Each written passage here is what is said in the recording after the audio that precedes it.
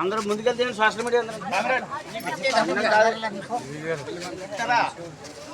శనివారము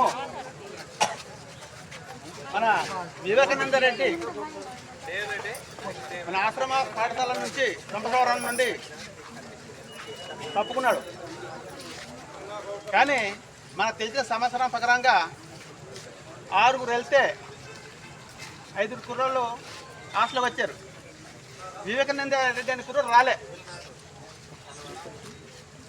లేకపోతే ఆదివారం తండ్రి వెళ్ళినా చెప్పలే. సోమవారము 9 గంటలకి బాడీ కనిపించింది. అదొక గిరిజన ఆశ్రమ స్కూలు.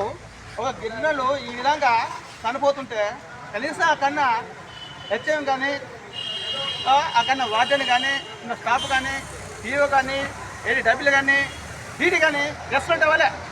అంతే మన గిరిజనులు చచ్చిన పర్వాలే, మనం పట్టించుకునే వాళ్ళు లేదు. ఈ ఐటీడీ ఎవరి కోసం ఉంది? మరి ఇన్ని చేసినా కానీ మళ్ళీ కనీసం పలకరించేటట్టు లేదు.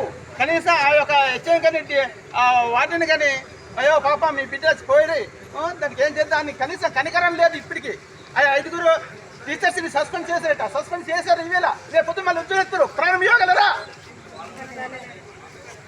1,000 లక్షల రూపాయలు ఇస్తారు, 50,000 ఇస్తారు. ఆ డబ్బులు ఉండిపోతాయా?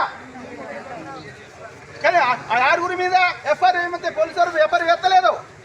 అందుకు మనం ఇప్పుడు మన జడ్జి గారికి అర్జించుకుంటున్నాం. పోయి మరి మీద కేసు కట్టండి అని మరి అప్లికేషన్ పెట్టడానికి వెళ్తున్నాం. పండి మనం వెళ్దాం మేజిస్ట్రేట్ దగ్గరికి. నశించాలి ఐటీడీ అధికారుల నిర్లక్ష్య వైఖరి, నశించాలి.